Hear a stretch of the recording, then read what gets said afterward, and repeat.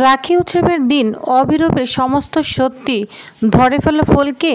হ্যাঁ এবার 70 দেখা যাবে আজকের পর্বে। বিস্তারিত জানতে ভিডিওতে একটি লাইক দিয়ে পুরো ভিডিওটি দেখতে থাকুন।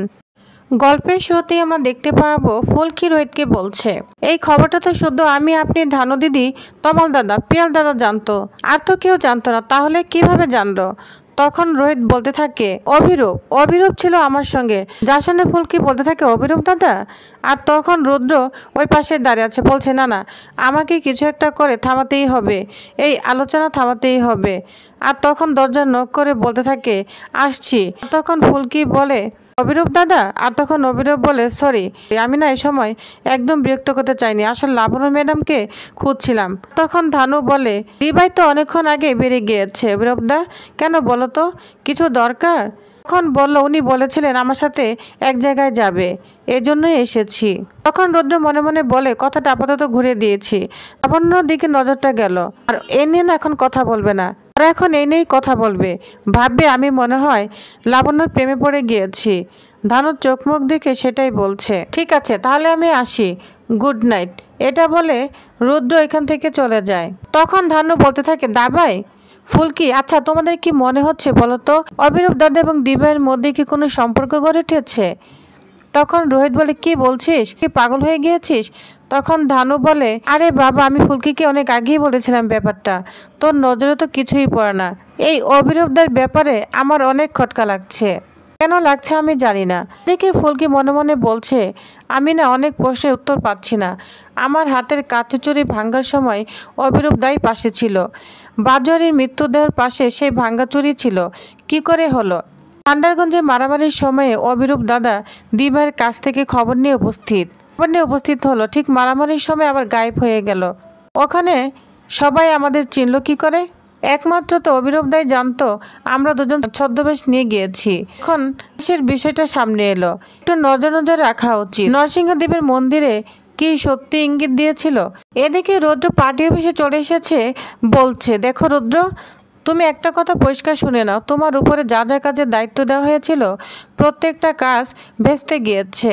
এরপরও তোমার উপরে ভরসা কিভাবে করব বলো তো? পাশে থেকে আরেকজন বলতে থাকে বুঝতে তো পারছো রুদ্র, অখিলেশ দা কিরকম উত্তেজিত হয়ে পড়েছে, আর আমিও কোনো উত্তর দিতে পারছি না দাদাকে। রাজমহল তো এক প্রকার আমাদের হাত থেকে বেরিয়ে গেল, আর সামনেই অন্তর্বর্তী নির্বাচন। তখন রুদ্র বলে যদি কিছু না মনে করেন স্যার, আমি ছোট মুখে না একটা বড় কথা বলছি। আমি এতদিন একটা আঞ্চলিক দলের সদস্য ছিলাম, এমএলও ছিলাম। নানান এমএলএর ভিড়ে আপনি হয়তো আলাদাভাবে আমাকে কখনো লক্ষ্য করেননি, কিন্তু স্যার রাজনীতির দু একটা পার্ট আমিও পড়েছি। নির্বাচনে জিততে গেলে আপনাদের আশাভরী চৌধুরীর সমর্থকদের দলে জানতে হবে, কারণ রাজমহল বরাবরই ম্যাজিক প্রভাবে চলে। আশাভরী চৌধুরী আপনাদের দলে ছিলেন বলে আপনারা ভোট পেতেন। স্পিকিং স্যার, শাসক দলকে তো আর অসাধারণ মানুষ চিনে না। এখন যদি ফুলকি দাসকে নির্বাচনে আপনাদের হারাতেই হয়, তাহলে আশাভরী চৌধুরীর কারিশমা, তার সাথে যেটা হয়েছে অন্যায় হয়েছে, এই সমস্তগুলো জনগণকে খাওয়াতে হবে। আপনারা সেই বিষয়ে কিছু ভাবছেন না, ব্যাপারে আমার ব্যর্থতাকেই বড় করে দেখছেন। আসলে মুশকিলটা কি জানেন স্যার? আপনারা জানেনই না আপনারা কার সাথে লড়ছেন। মেয়েটার নাম ফুলকি দাস। একটা ফুলকি গোটা জঙ্গলকে আগুন লাগিয়ে দিতে পারে, জানেন তো স্যার? ও হচ্ছে সেই মেয়ে। তখন বলছে তাহলে তুমি কি করতে বলছো রুদ্র? এই রাজমহল এলাকার অন্তর্বর্তী নির্বাচনে আমাদের দল জিতবে কিভাবে? তখন রুদ্র বলে স্যার, আশাভরী চৌধুরীর ছোট ছেলে ইন্দ্রনারায়ণ চৌধুরী, ওকে প্রার্থী করে নির্বাচনে জিততে হবে, কারণ বড় ছেলের কথা বলছি না, ও ফুলকির সমর্থক। ইন্দ্রনারায়ণ চৌধুরী মায়ের বিরুদ্ধে ঘটে যাওয়া অন্যায় কারিশমা স্টেটমেন্ট সবটা আপনাদের কাজে লাগবে। দেখুন স্যার, একদিকে জনগণের ফুলকির প্রতি ভালোবাসা, আরেকদিকে আশাভরী চৌধুরীর বিরুদ্ধে হয়ে যাওয়া অন্যায়। আর যদি টক্করটা দিতেই হয় না, তাহলে তো টক্করটা সমান সমানে দেওয়া উচিত, তাই না? স্যার আমি কি একেবারেই ভুল কিছু বললাম? তখন এই জিনিসটা রুদ্র স্যার ভাবতে থাকে। তখন বলে আচ্ছা ঠিক আছে, ইন্দ্রনারায়ণ চৌধুরীর সাথে এখন যোগাযোগ করো, নির্বাচনে আমরা ওকে প্রার্থী করব, তুমি ওকে সাহায্য করবে। তখন রুদ্র অনেকটাই খুশি হয়ে যায়। এদিকে ইন্দ্রনারায়ণ চৌধুরী একদম প্রার্থী হয়ে ফুলের মালা গলায় দিয়ে তার বন্ধুদের নিয়ে মদ খেয়ে রাজমহলে ঢুকে পড়ে, আর স্লোগান দিতে থাকে তার বন্ধুরা। তখন বলতে থাকে হ্যাঁ ইন্দ্র, এই গোটা বাড়িতে ফুলকি দাসের কোনো চিহ্ন থাকতে দিও না, তো এসব বলতে থাকে। আর তখনই ওইখানে ফুলকি চলে আসে, আর ইন্দ্র বলতে থাকে একদম চিন্তা করিস না, এই মহল আমার, রাজমহলের এলাকা সেটাও আমার। দুদিনে উড়ে এসে জুড়ে বসা মেয়ে নাকি রাজমহলের অন্তর্বর্তী ইলেকশনে লড়বে, আবার জিতবে। এটা নিয়ে টিক্স করতে থাকে আর বলতে থাকে এই রাজমহল না আমার মায়ের, বুঝতে পেরেছিস? তখনই ফুলকিকে দেখে চমকে যায় ইন্দ্র। তখন ইন্দ্র বলতে থাকে দাদা তুই এখানে আছিস? আমার মা যে পার্টিতে ছিল, মানে শাসক দল জিয়ে, সেই পার্টি রাজমহলে অন্তর্বর্তী ইলেকশনের জন্য আমাকে প্রার্থী হিসেবে নির্বাচিত করেছে। যা শুনে তো সবাই অবাক হয়ে যায় আর তখন সবাই স্লোগান দিতে থাকে ইন্দ্রর হয়ে। তখন ফুলকি বলে আদিত্যদা তোমার ভাইকে একবার জিজ্ঞেস করো রাজমহলে নির্বাচন জিতে সে কি কাজ করবে, মানে সে কি আবার বেআইনি কাজকর্মগুলো নতুন করে শুরু করবে আর শাসক দলকে টাকার 1 ভাগ দেবে, তাই তো? তখন ইন্দ্র বলে একদম চুপ, বেশি কথা বলবে না। এত বড় কথা বলার সাহস তোমায় কে দিয়েছে? তুমি বাইরের একটা মেয়ে, এক সময় তো সিলিন্ডার ডেলিভারি করত আর এখন তো তোমার ব্যাকগ্রাউন্ড আছে, তোমার কোনো ব্যাকগ্রাউন্ড আছে? হ্যাঁ, এটা বলে ইন্দ্র অপমান করতে থাকে। তখন রোহিত বলে শোনো, একদম একদম বেশি কথা বলবে না, ফুলকি আমার স্ত্রী, বুঝতে পেরেছো? তোমার কি মাথা খারাপ হয়েছে? যা বলবে ভেবে বলো, ঠিক আছে? ওর অপমান কিন্তু আমি একদম সহ্য করব। তা প্রার্থী হবার খবর শুনে নেশা করা শুরু করেছো নাকি? তখন ইন্দ্র বলে বেশ করেছি, ড্রিঙ্ক করেছি, বেশ করেছি, এগুলো না সব রাজকীয় ব্যাপার। তখন ইন্দ্র তার বন্ধুরা মিলে সবাই ফুলকিকে নিয়ে টিক্স করতে থাকে। তখন আদিত্য বলে ইন্দ্র কি হচ্ছে তোর? কি কোনো সেন্স কোনোদিনই হবে না? তুই এসব ছেলেমেয়েদের সঙ্গে মিলে ড্রিঙ্কস করে বাড়ি ফিরছিস, ভাবতে পারছিস একবার বাবা জানতে পারলে কি হবে? এখন শুধু আমরা এখানে নই, জেঠা মশাই কিন্তু এখানে থাকেন আর বড় মা কিন্তু সম্পূর্ণ সুস্থ, ওনারাই বা কী ভাববেন? আর তখন ইন্দ্রর বন্ধুদের ওইখান থেকে চলে যেতে বলে আর তখন ইন্দ্র খুব রাগান্বিত হতে থাকে। তখন ইন্দ্র বলে বা দাদা তুইও কি তোর বোর কথায় উঠা বসা শুরু করেছিস, তাই তো?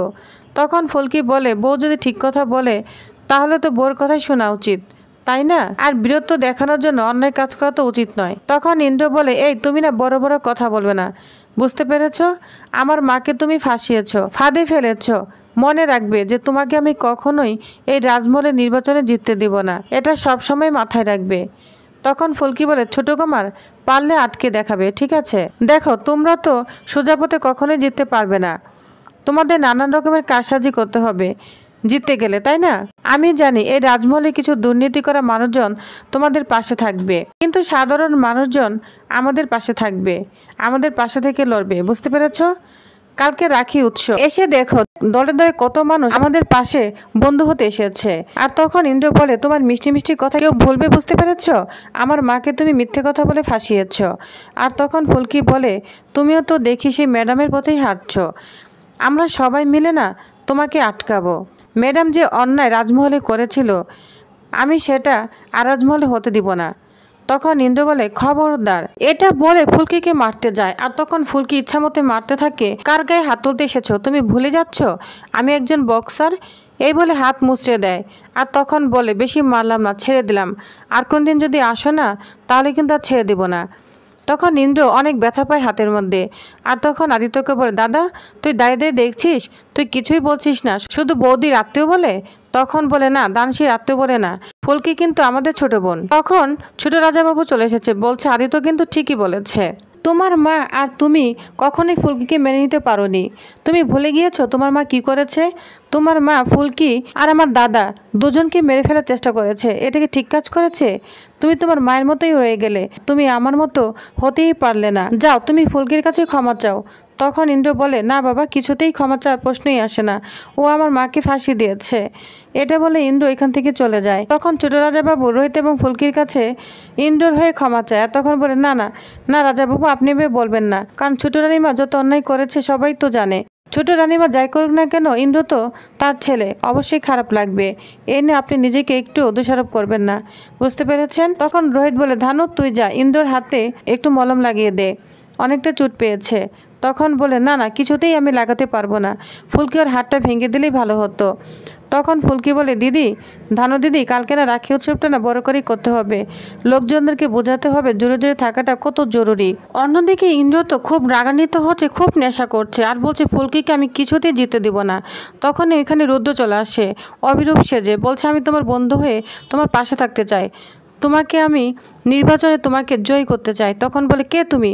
তুমি ফুলকি দাসের লোক হবে, তুমি এসেছো আমার বন্ধু হয়ে সব গোপন খবর নিয়ে ফুলকির কাছে ফাঁস করে দিবে, তাই তো? না না, এটা হবে না। তখন রৌদ্র ভালো মতো বোঝাতে থাকে যে তুমি তা না হলে শাসক দলে ফোন করে নাও, সেখানে ফোন করলে জানতে পারবে কিছু, আর তোমাকে প্রার্থী হবার প্রস্তাবটাই আমি দিয়েছি, বুঝতে পেরেছো? কারণ আমার কিছু স্বার্থ রয়েছে।